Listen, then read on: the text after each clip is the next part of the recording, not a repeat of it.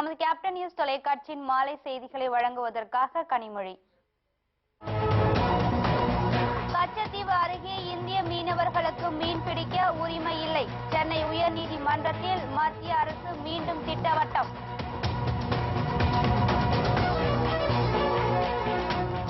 சென்னை 11 மாடி கட்டிடம் இடிந்து விழுந்த விபத்தில் உயிரிழந்தோரின் எண்ணிக்கை 29ஆக உயர்வு. இடிந்த கட்டிடம் அருகே உள்ள மற்றொரு அடுக்குமாடி கட்டிடத்திற்கு அதிகாரிகள் சீல் வைப்பு.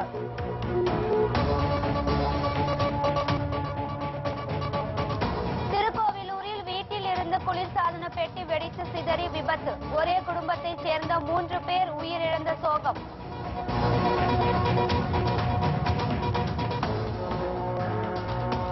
வெப்பச்சலனத்தால் 4 நாட்களுக்கு மழை நீடிக்கும். சென்னை வானிலை ஆய்வு மையம் தகவல்.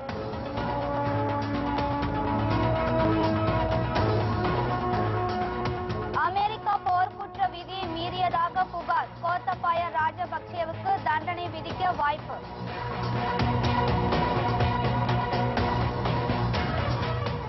கச்சத்தீவில் இந்திய மீனவர்கள் மீன்பிடிக்க உரிமை இல்லை என்று சென்னை உயர்நீதிமன்றத்தில் மத்திய அரசு மீண்டும் திட்டவட்டமாக தெரிவித்துள்ளது.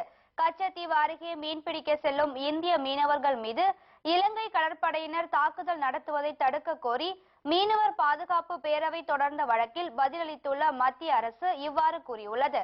மேலும் எல்லை தாண்டி வருவதாக கூறி இந்திய மீனவர்கள் மீது இலங்கை கடற்படை தாக்குதல் நடத்துவதை ஏற்றுக்கொள்ள முடியாது என்றும் மத்திய அரசு தெரிவித்துள்ளது. இது குறித்து கூடுதல் தகவலை தருகிறார் நமது செய்தியாளர் சிறுமலர். கச்சத்தீவு பகுதியில் இந்திய மீனவர்கள் மீன் பிடிப்பதற்கு அதிகாரம் இல்லை என்று மத்திய அரசு பதில் மனு தாக்கல் செய்துள்ளது.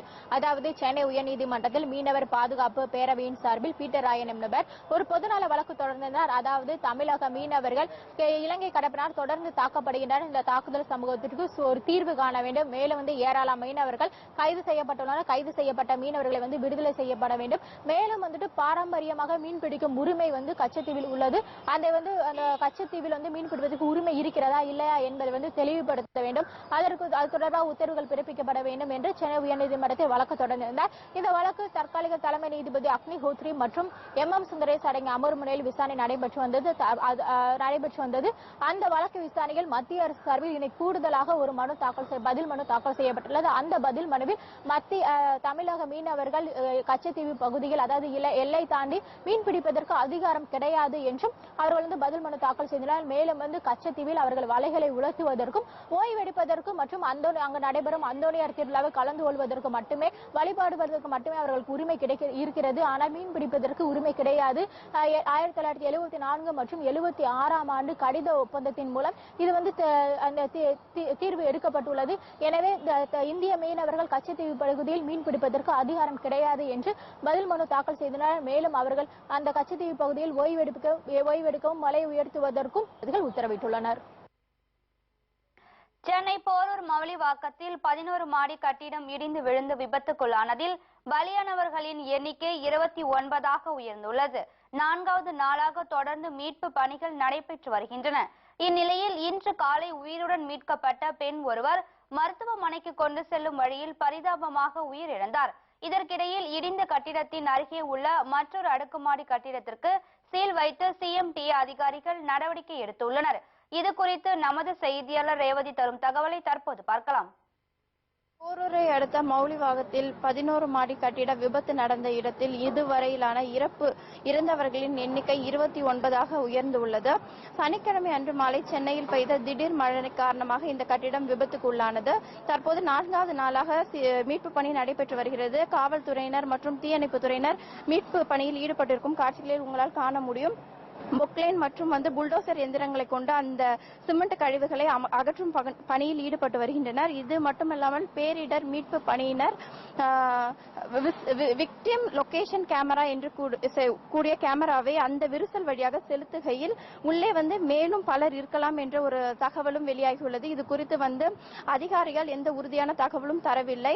தற்போது அந்த கட்டிடத்துக்கு உரிமையாளர் ஏற்கனவே கைது செய்யப்பட்டிருக்கிற நிலையில் இந்த கட்டிடத்தின் வடிவமைப்பாளர் பற்றி ஒரு திடுக்கிடும் தகவல் வெளியாகியுள்ளது. போலியான சான்றிதழை கொண்டு அந்த கட்டிட வடிவமைப்பாளர் இந்த கட்டிடத்தை வடிவமைத்ததாக ஒரு தகவல் வெளியாகியுள்ளது. எனவே காவல்துறையினர் அது குறித்த விசாரணையும் மேற்கொள்ள உள்ளதாக தகவல் வெளியாகியுள்ளது. அது மட்டும் இல்லாமல் இந்த பிரைம் கிரைசஸ் என்ற கூடிய நிறுவனத்தில் அடிப்படையில் இந்த 2 கட்டிடங்களும் அடுத்தடுத்து கட்டப்பட்டது. அதில் மற்றொரு கட்டிடம் நின்று கொண்டிருக்கும் நிலையில் அந்த கட்டிடமும் வலுவற்றதாக இருக்கும் என்று கருதப்பட்டு தற்போது அதற்கு சீலிட்டுள்ளதாகவும் அதிகாரிகள் தெரிவித்துள்ளனர். தற்போது இந்த மீட்பு பணியானது மேலும் 3 நாட்களுக்கு நீடிக்கும் என்று எதிர்பார்க்கப்படுகிறது. அடுக்குமாடி கட்டிடம் இடிந்து விழுந்த இடத்தில் 4வது நாளாக மீட்பு பணிகள் தொடரும் நிலையில் நவீன தொழில்நுட்பத்தை கொண்டு மீட்பு பணிகளை விரைவுபடுத்தி வருவதாக மீட்பு குழுவினர் தெரிவித்துள்ளனர். இன்னைக்கு 2வது நாளா தெர்மல் கேமரான்ற ஒரு சிஸ்டத்தை இன்னைக்கு வச்சு சர்ச் பண்ணினோம். அந்த கேமரா என்ன பண்ணணும்னு பார்த்தீங்கன்னா, ஒரு உள்ள யாராச்சும் ஒரு டெட் பாடி மாதிரி ஏதாச்சும் உருவம் இருந்தால் கூட அவங்க லைவா இருக்காங்களா இல்லையான்றதை அதை வச்சு கண்டுபிடிக்க முடியும். அந்த ஆப்ரேஷன் இன்னைக்கும் பண்ணிட்டு இருக்கோம். தொடர்ந்து பணி நடந்துட்டே இருக்குது. நாளைக்கும் கன்டினியூ பண்ணுவோம்னு நினைக்கிறேன். பேஸ் அந்த லைவ் விஷுவல்ஸை வச்சுட்டு அவங்க ஃபர்தர் ஆக்ஷன் எடுக்க முடியும். சென்னை போரூர் மவுலிவாக்கத்தில் 11 மாடி கட்டிடம் தரைமட்டமான விவகாரத்தில் அதிகாரிகள் மீது கடுமையான நடவடிக்கை எடுக்க வேண்டும் என கட்டிட தொழிலாளர்கள் சங்கத்தினர் கோரிக்கை விடுத்துள்ளனர். சென்னை போரூர் மவுலிவாக்கத்தில் கட்டிடம் கட்டப்படுவதற்கு முன்பே உரிய முறையில் மண் பரிசோதனை செய்திருந்தால் விபத்தை தவிர்த்திருக்கலாம் என கட்டிட தொழிலாளர்கள் சங்கம் கூறியுள்ளது. ஏரியின் அருகில் 11 மாடி கட்டிடம் கட்ட அரசு எப்படி அனுமதி அளித்தது என்பது கேள்விக்குறியாகி உள்ளதாகவும் அந்த சங்கம் கேள்வி எழுப்பியுள்ளது. இந்நிலையில் இந்த விபத்துக்கு காரணமான அதிகாரிகளின் மீது கடுமையான நடவடிக்கை எடுக்க வேண்டும் என கட்டிட தொழிலாளர் சங்க தலைவர் சிட்டி பாபுராஜ் வலியுறுத்தியுள்ளார். அவருடைய விசாரணை என்பது இது போதாது. அந்த இடத்திலே கட்டப்பட்ட கட்டிடத்திற்கு அதிகாரிகள் பர்மிஷன் கொடுத்த அதிகாரிகள் எல்லாம் என்ன பர்மிஷன் கொடுத்தார்களோ அதன்படி கட்டப்பட்டுள்ளதா என்று ஆய்வு செய்து அதை நடத்தக்கூடிய அதிகாரத்தில் இருக்கின்ற அதிகாரிகள் எல்லாம் அதை ஆய்வு செய்தார்களா என்று கேட்டால் அதில் கேள்விக்குறிதான் இருக்கிறது.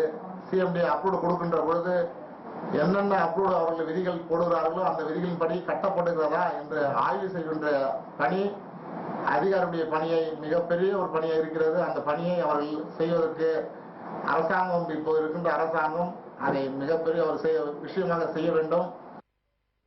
குடியிருப்பு பகுதிகளில் ஆழ்துளை கிணறுகள் அதிக ஆழம் வரை தோண்டப்படுவதால் நில அதிர்வுகள் ஏற்பட வாய்ப்புள்ளதாகவும் ஆழ்துளை கிணறுகள் தோண்ட குறிப்பிட்ட அளவை நிர்ணயித்து அதை அரசு கண்காணிக்க வேண்டும் என்றும் கட்டிட தொழிலாளர் சங்கம் கேட்டுக் கொண்டுள்ளது.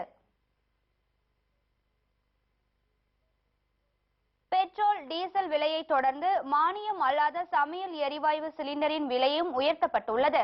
ஈராக் நாட்டில் நிலவும் உள்நாட்டு போர் காரணமாக சர்வதேச சந்தையில் பெட்ரோலிய பொருட்களின் விலை அதிகரித்துள்ளது. இதனால் இந்தியாவில் பெட்ரோல் விலை லிட்டருக்கு ₹1.69 டீசல் விலை லிட்டருக்கு 50 காசுகளும் உயர்த்தப்பட்டுள்ளன.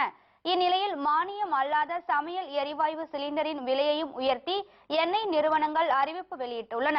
அதன்படி தற்போதைய விலையை விட ₹16.50 உயர்த்தப்பட்டுள்ளன. ஆண்டுக்கு 12 சிலிண்டர்களுக்கு மேல் கூடுதலாக பயன்படுத்தப்படும் சிலிண்டர்களுக்கு இந்த தொகை வசூலிக்கப்படும் என்று அறிவிக்கப்பட்டுள்ளது. மானியம் அல்லாத சிலிண்டர்களின் விலை கடந்த மாதம் ₹23.50 குறைக்கப்பட்டது குறிப்பிடத்தக்கது. இதனிடையே விமான எரிபொருளின் விலையும் 0.6% உயர்த்தப்பட்டுள்ளது. சமூக வலைதளமான ஆர்குட் சேவையை செப்டம்பர் 30ஆம் தேதி முதல் நிறுத்தப் போவதாக கூகுள் நிறுவனம் அறிவித்துள்ளது. கடந்த 2004ஆம் ஆண்டு தொடங்கப்பட்டது ஆர்குட் வலைதளம். இந்தியா உள்ளிட்ட நாடுகளில் வெகு வேகமாக பரவி குறைந்த நாட்களில் உலகம் முழுவதும் பிரபலமானது. ஆனால் தற்போது அதன் பயன்பாடு வெகு வேகமாக குறைந்து வருகிறது. Facebook, YouTube, பிளாக்கர் மற்றும் கூகுள் பிளஸ் போன்ற தளங்களின் போட்டியை சமாளிக்க முடியாமல் ஆர்குட் திணறி வருகிறது.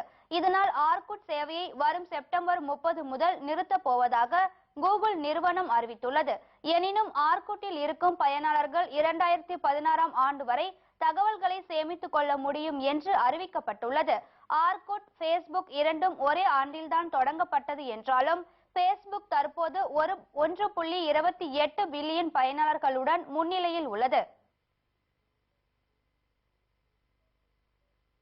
இலங்கை அதிபர் ராஜபக்சேயின் சகோதரரான கோத்தபாய ராஜபக்சேவுக்கு அமெரிக்காவின் போர்க்குற்ற விதியின் கீழ் தண்டனை விதிக்கப்படலாம் என அந்த நாட்டின் முன்னணி பத்திரிகையான தி டைம்ஸ் செய்தி வெளியிட்டுள்ளது.